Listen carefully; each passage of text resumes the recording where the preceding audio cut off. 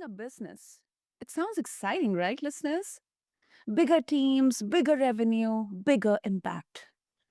But behind every growth chart, every shiny milestone, there is a human story. The late nights, the self doubt, the tension in meetings that no one talks about, the energy we carry, the ego we wrestle with, the emotional load that we hide. That's where the real challenge lies. Not just in systems or strategy, but in ourselves. Today, on this episode of the BizBlend Podcast,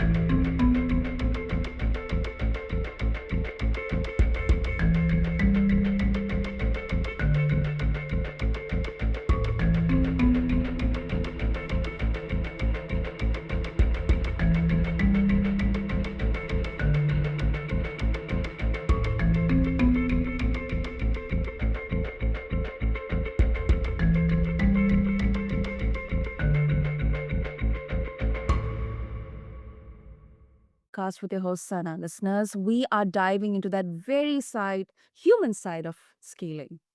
And to guide us, we have Rani Dabrai, serial entrepreneur, certified EOS implementer, and someone who has built multiple businesses from scratch, danced with burnout, and come out thriving.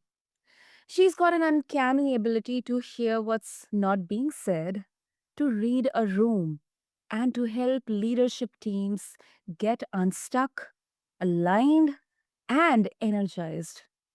And listeners, interestingly, Rani blends practical business tools with candid stories about mindset, about ego, and EQ, yeah, emotional intelligence, showing us how to scale without losing that spark that made us start in the very first place. So, everyone, buckle up. This conversation is as much about business as it is about being human. So, Rani, welcome to the show, and it's really an honor to have you here with us. Thanks for having me, Sana. It's great to be here. I love your podcast. Thank you. Thank you so much, Rani, for your words. And to begin with, I mean, you have scaled multiple businesses. It's easier said than done, and work with hundreds of leadership teams as well. So Mm-hmm. I would love to understand, like, from your perspective, what is the most common human factor that trips up a growing business? I would say both individually, which tends to roll back up to collectively, but definitely self awareness and the lack thereof.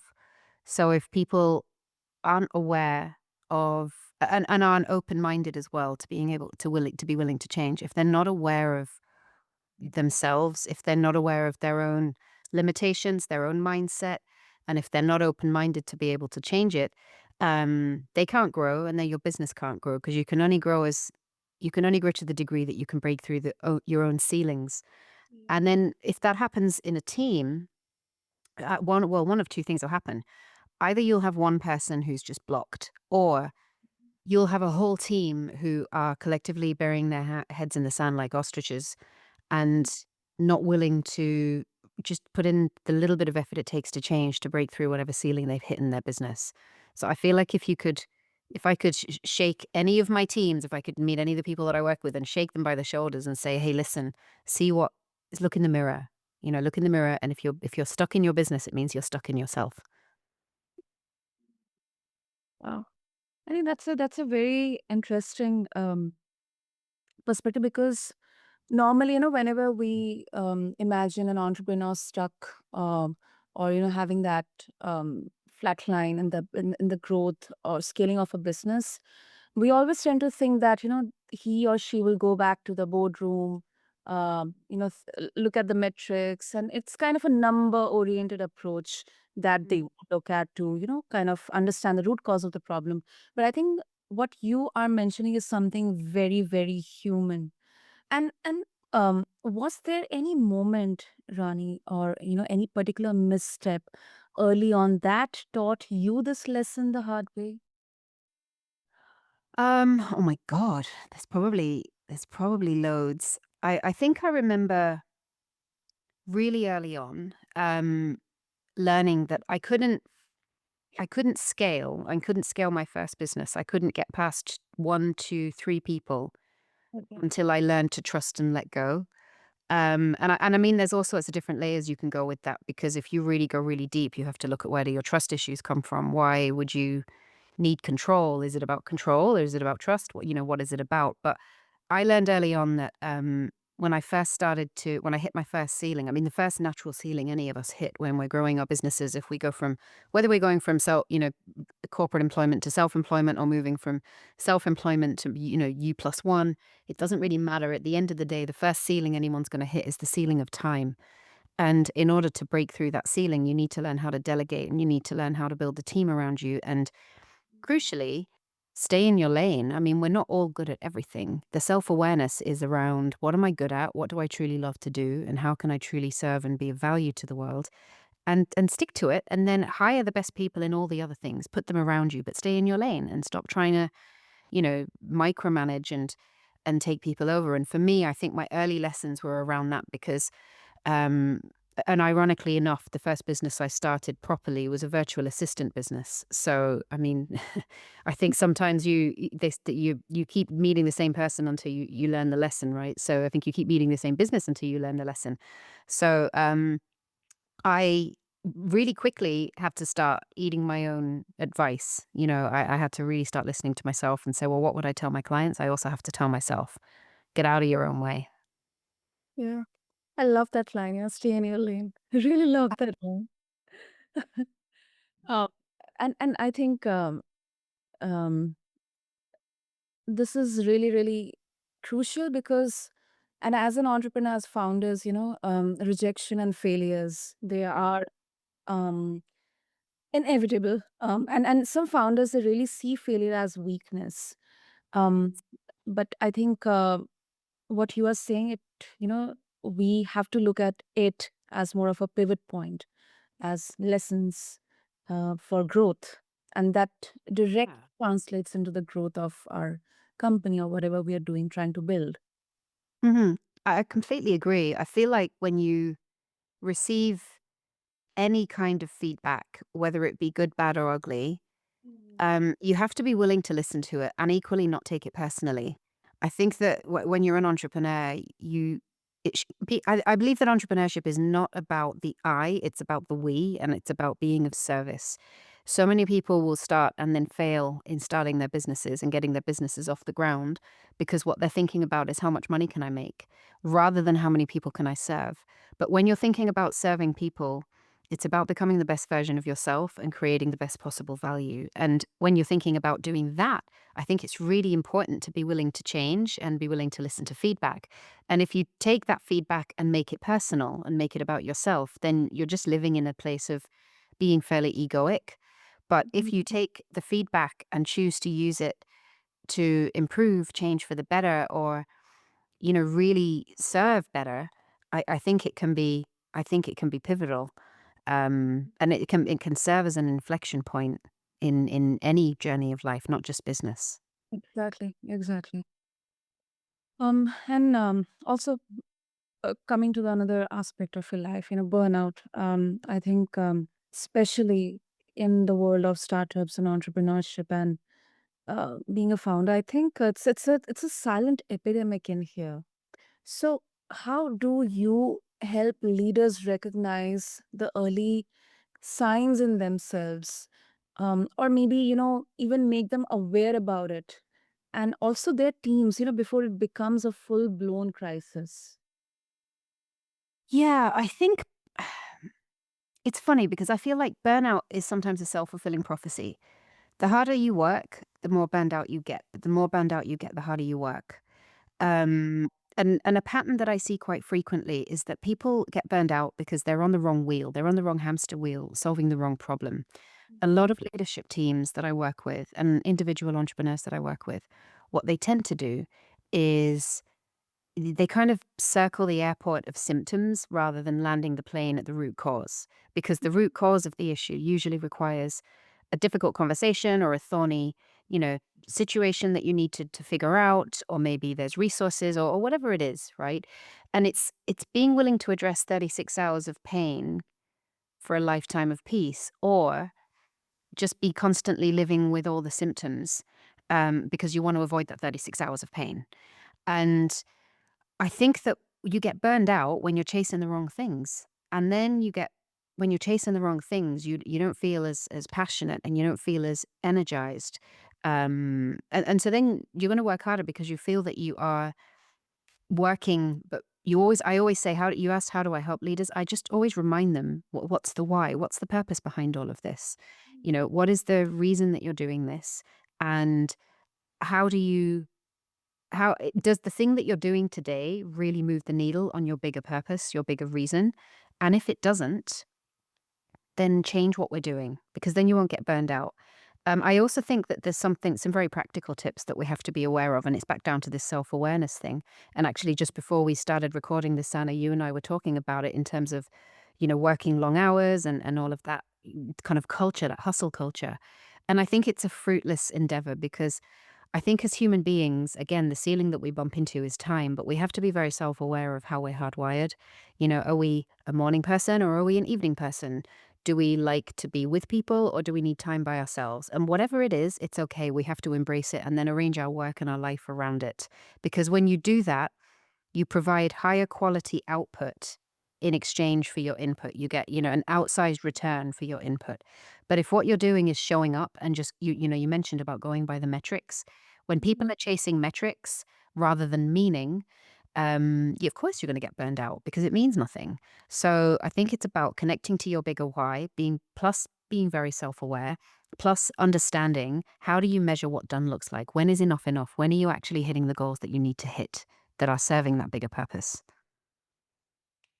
That's very well put, Rani. Very well put. And I think, why am I saying this? Because it not only connects with the listeners who are currently, entrepreneurs or founders or business owners, or who may be in the future, but it connects with everyone.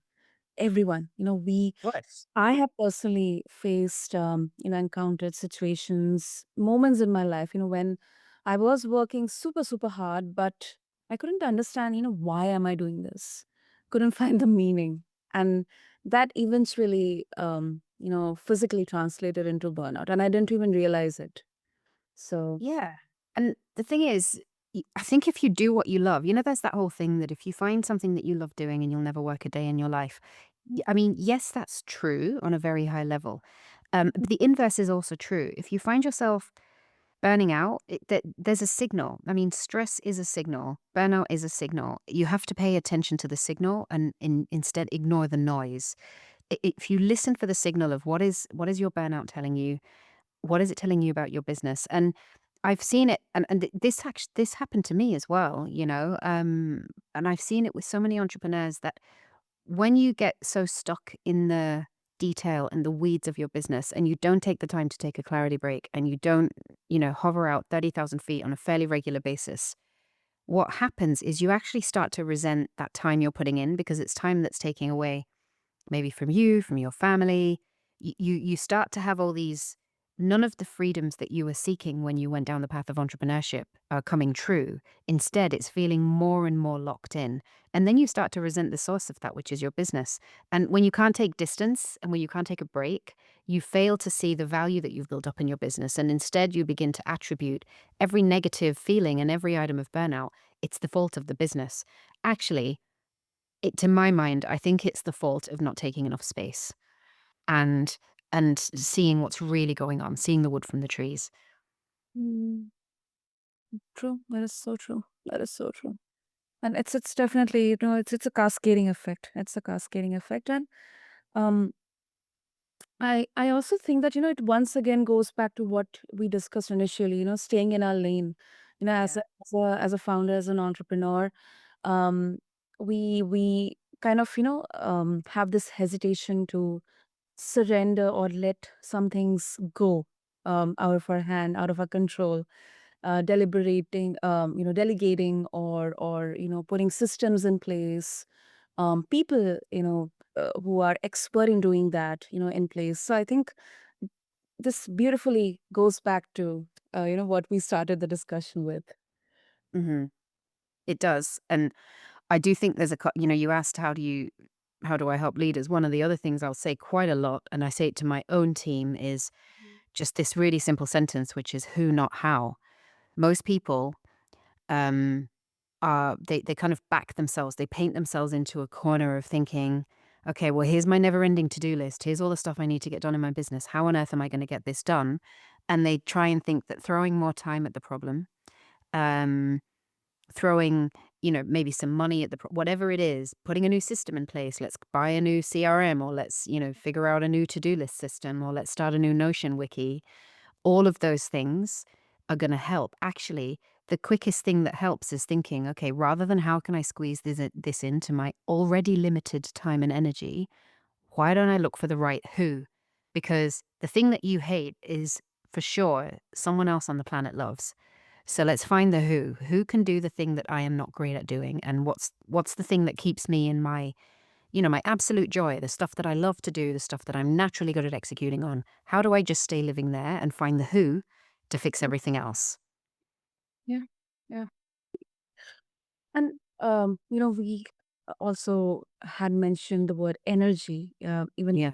in the podcast, we were talking about it. So you have mentioned that misaligned energy and unspoken tension in teams are critical hurdles. So, Yeah. was there a particular team or project in your journey, Rani, where this became painfully obvious? Um, I think in my own so I work with so many teams and confidentiality is huge. So I'm always going to use my own examples. Yeah. Um, and I think the best examples I can use, there's not probably one, there's several. But in general, what I found is for me, misaligned energy manifests itself quickest and easiest. It's easiest to see when everyone is working from the same set of core values. So for me, energy comes out in how people behave. And the stuff that people don't say is way more powerful than the stuff that people are saying. So it's about being curious about that. And in my experience, I found that when team members have joined my teams, in any of my businesses, when they've joined my teams and it's not been a person who is aligned with the core values of the existing team or the business as a whole, it is the first place that a misalignment of energy comes up because it's the first time when people don't, they become afraid to say what they really think because they're in a core value environment that's just not matching theirs. And the quickest thing that happens when you have a business and you run it and you really hire and you run it from a value perspective. So when the people around you, they don't need to be the same as you. They don't need to believe the same things you believe, but they definitely need to have the same core values as you. So when the people around you and you build a business and they are the same core values and someone joins and they're different core values, if they have a complete misalignment, that's when stuff comes up, and it comes up the quickest. It comes up really, really early. And I mean, I remember one person that joined our team Mhm. quite some time ago now, and she was a really lovely girl, really, really nice girl. But one of our core values in my little team is we call it just say it, which is just whatever it is you're thinking, just say it. It's a completely safe environment. Just say what you think. If there's stuff flying around, if there's the elephant in the room that no one's talking about, we're really not going to move forward. So we have to just say it. And that means that, no one's afraid to say, actually, I can't do this, or I really need more training, or I'm overwhelmed, or I'm at capacity. It doesn't really matter what the difficult truth is as long as it's out there. That's how we feel about it. But this particular girl had joined the team and she just wasn't capable of doing some of the things. She didn't have the skill set to do some of the things she was assigned. But rather than saying it, she kept pretending and she kept avoiding and she kept missing deadlines. And the issue got bigger and bigger and bigger.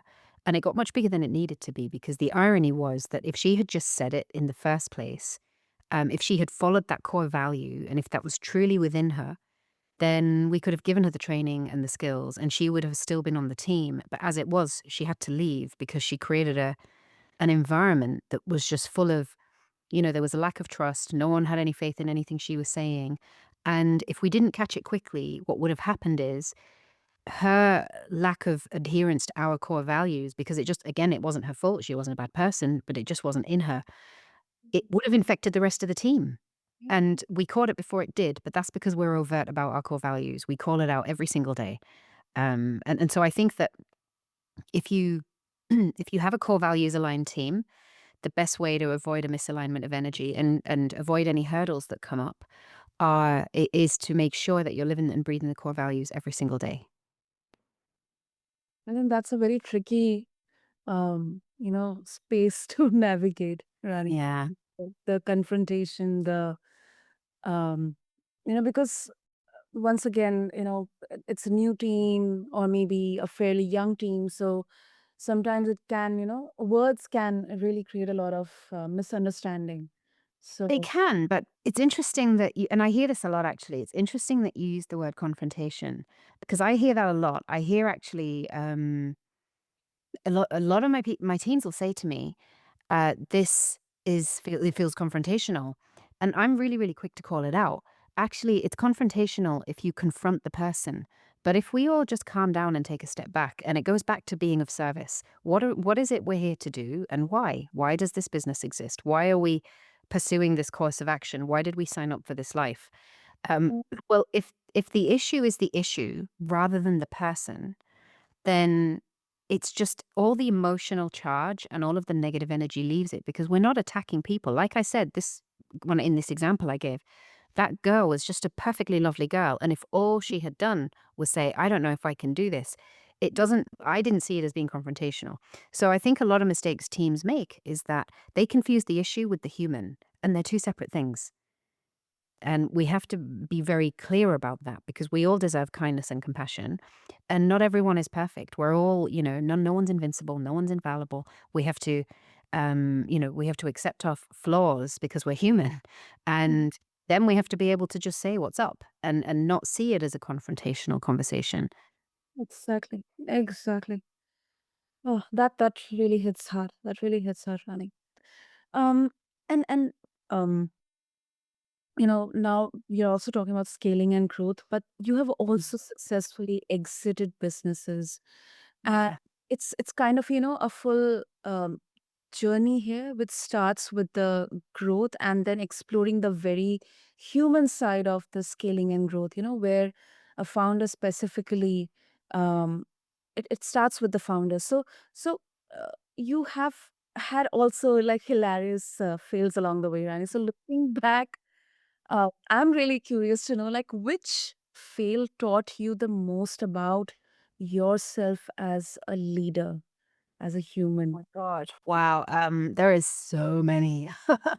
I've learned I've made so many stupid mistakes. Yeah.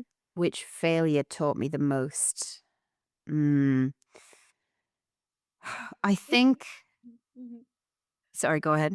Yeah, take your time, take your time. Mm, I think, well, you know what? There wasn't any well, if I look at this 30,000 feet, right? I know so many entrepreneurs who do this as well, but I am hardwired as I'm hardwired as an entrepreneur, which means I have tons and tons of ideas, and I'll wake up at 3 in the morning and I'll have a brand new idea, and have breakfast and I'll have 20 ideas. And my poor team, they will tell you over all these years that they are sick of me. They are well, they're not sick of it now. They're used to me going, "Oh my god, I've got this great new idea. Let's quickly do this." Thankfully, we've got a system in place now that is kind of like a horizontal bungee around me and my crazy ideas. Um, but one of the things that I know I do a lot of is as soon as I have an idea, I'll run out and I'll go ahead and I'll buy the domain name for whatever this idea is. And oh my God, there have been some humdingers. Like when I look at my account where all my domain names live, there are just some crazy ones. But when you buy them, you sign up, and I usually think, well, let's just grab a bargain and sign up for it for 3 years. And then I'm sitting on all this ridiculous domain name real estate, wasting money, costing me money every year. But when I look at it's just interesting because it paints a picture of some of the stupid and actually some of the good ideas I've had. But it's also something you can't do everything. And again, you have to pick your thing. And saying no to saying yes to some of the awesome stuff means like amazing stuff means saying no to some of the stuff that's good. And that's actually some of the hardest decisions we have to make. So I used to say yes to everything, and now I have to really protect my yeses because the more I say no to is how I protect my yeses. Um, so I think that it's not any one failure, but all the stuff that I haven't gotten finished has taught me that I really have to believe in something. before I go running with it. It's Mm. probably a sign that I need to stop buying domain names, um, but yeah, definitely saying no to more stuff means that I can say yes to the stuff that I really care about. But when you say yes all the time, like I was doing in my early days, you block all of your time for the future. So it's protecting that time and energy. And when I look at all these domain names sitting in my account, I realize that it's taken me a long time to learn that lesson, but I think I finally got it. Wow, that's quite a good one. That's quite a good one. And I think that's where also, specifically those, it could be maybe in your leadership team or your, people, like the most trusted ones, they also help in kind of giving that reality check or course correction. Mm, mm. But this may not work out. So I would suggest you to steer clear of that. I think that is really, really required because sometimes, founders they really get obsessed with the things they're doing, they're building. Well, they get absolutely obsessed, and that's the point. Um, it's good, right? You need the obsession, but you don't want the obsession in an island either. You have to be willing to hear, feedback and input and what's really going on. So, I think that's equally important. So you want to harness that. Um, you want to harness the genius of like visionary thinking. You want to be able to get that, but you also want to temper it with reality, and then as always, align it to your core focus and make sure that the thing that you're saying yes to is also in keeping with your longer term picture. Right, right. And before we wrap up, I think this is very, very important. So you have created um, it's a proven framework, EOS, that, you help businesses with to scale, but with sanity. So if you can give our listeners, a quick glimpse of what exactly EO is and how it works. Yeah, sure. So I didn't create it. Gino Wickman created it. I am what's called an implementer. So, an implementer of EOS is someone that works with leadership teams to Mhm. help them implement EOS into their business. And EOS just stands for the Entrepreneurial Operating System. And it's basically a way of getting aligned with three key things in your business. So, the first thing is that we get really clear on our vision. So, where is it we're going and how are we going to get there? And how do we make sure all of our people are also on the same page? The second piece of it is that we make sure we instill traction in our business so that we're executing on that vision with real discipline, real accountability, and that, everywhere you look, you see that vision being rolled out. And then the third thing is we call it healthy. So it's keeping our teams healthy. In a scaling business, for all the reasons we just talked about, sometimes relationships strain. Sometimes people burn out. And the biggest thing that tends to suffer early on is team dynamics and team health. So we want to make sure that if we are scaling, if we've got this big vision and we are getting there using traction, we do it in a way that's healthy for ourselves and for our teams. And we make sure that we keep everyone's psychological safety top of mind. And then when you've got a healthy team is your number one competitive advantage against any industry in you can dominate anywhere if you've got a healthy team. So it's those three things the system really helps entrepreneurial leadership teams um, get better at doing. And while if someone's in startup or if they're a solopreneur, they can certainly use aspects of the EOS, the framework. They can certainly use aspects of the six key components. It's really suitable. It's really the sweet spot for businesses who are, 10 or more people. And they're kind of fast growth. They've gone past sort of, $1, $2 million a year in revenue because they'll start to hit some really predictable problems. And what the system does is it addresses those predictable problems and helps get over them. Hmm. That is something I learned, and it is across the industries and verticals, right? Like, I mean, it's agnostic. Yeah, it's industry agnostic. So, I mean, I work with a number of different teams, everything from, performance arts all the way to engineering to hospitality. It really doesn't matter because what matters is it's basically it's to do with how you run your business and running it better and getting better, faster, stronger. So that those are the things that it really supports and helps with. Hmm. So, Rani, before we conclude, if listeners they would like to connect with you and you know explore your work, your resources, Yeah. What the easiest way? The easiest way is for sure follow me on LinkedIn. I put a lot of stuff out on LinkedIn on a daily basis, and I want to make sure that again it's in the spirit of service. I do have a newsletter that I just started, so I'm sending stuff out every Thursday that's relevant. They're kind of it's experiences I'm having personally and professionally, but also how we use some of these tools to get better at running better business, live a better life. So you yeah, so follow me on LinkedIn, and that's probably the easiest way. Superb, superb. So, listeners, I'll have the links and details in the show notes. So, go and check out Rani's resources, her newsletter, connect with her on LinkedIn. Feel free to share your thoughts. And also, before we wrap up, I think if I can summarize, scaling a business, it's not about the strategy or the financial aspect, the revenue, or hitting the next milestone.